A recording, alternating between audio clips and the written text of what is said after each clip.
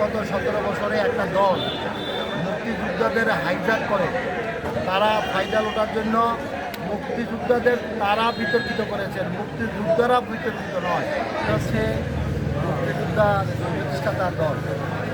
দেশের জনগণ সেটি 1971-এ শহীদ রাষ্ট্রপতি জিয়া রহমানের ডাকে সেদিন সমগ্র বাংলাদেশি জাতি একসাথে এক কাতারে হয়ে তার আওয়াজটা সেদিন সকল দেশবাসীর কাছে পৌঁছেছিল। বিদায় সবাই রণাঙ্গনে 71-এ দাপন করেছিল। সেই জন্য বাংলাদেশ জাতীয়তাবাদী দল হচ্ছে মুক্তিযুদ্ধেই দল, এর প্রতিষ্ঠাতা হচ্ছে সরাসরি রণাঙ্গনের মুক্তিযুদ্ধ। বাংলাদেশের অন্য কোনো দল নাই যার প্রতিষ্ঠাতা সরাসরি রণাঙ্গনের মুক্তিযোদ্ধা।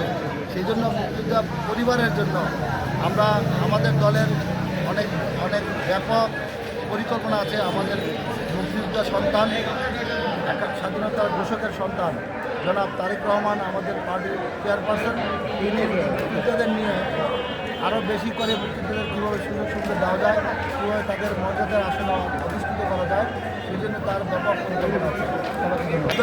মুক্তিযুদ্ধ বিতর্কিত না।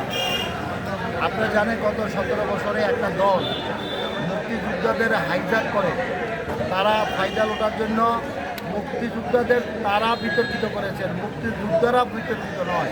সবাইকে ধন্যবাদ।